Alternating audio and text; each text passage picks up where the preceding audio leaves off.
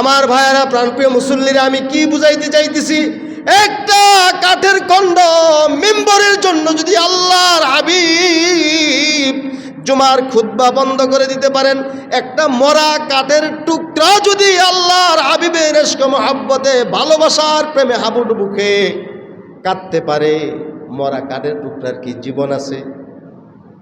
কথা বল, জীবন আছে? এই দেওয়ালের জীবন আছে, মাইকের জীবন আছে, এটার জীবন আছে। এই কাঠ আমার নবীর জন্য কাঁদে, সুবহানাল্লাহ। এই কাঠের কি কোনো হিসাব নিকাশ আছে পরকালে? আল্লাহু আকবার বলবেন না? আহা, কাঠের টুকরা কাঁদে। আল্লাহর হাবিব খুতবা বন্ধ করে গিয়ে বলল, কাঁদো কেন? বলে, হুজুর, এতদিন তো আমার উপরে দাঁড়ায় দাঁড়ায় আপনি খুতবা দিতেন, আমার কত ভালো লাগতো গো নবী। কথা কে কয়? এই কাঠের টুকরা কথা কয় আমার নবীর সাথে।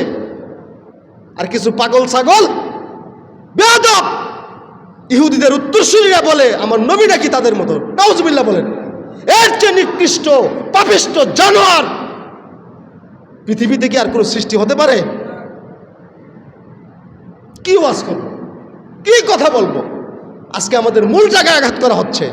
এই জন্যই তো গোটা পৃথিবীতে মুসলমান প্রায় 200 কোটি থাকা সত্ত্বেও ট্রাম্পের গোলামি আমাদেরকে করতে হয়, নষ্ট ভ্রষ্ট কসাই মুদির গোলামি করতে হয়। এটাই মুসলমানের চরিত্র। হুট করে ফেসবুকে, মোবাইলে, ইউটিউবে একটা কথা পাইছেন, বাস সুন্দর হুজুর, লাখ লাখ ফলোয়ার, কথা একটা সারছে মাঠে, আর এই সর্বনাশ, এই হুজুরের সাথে বড় হুজুর আর কেউ নাই।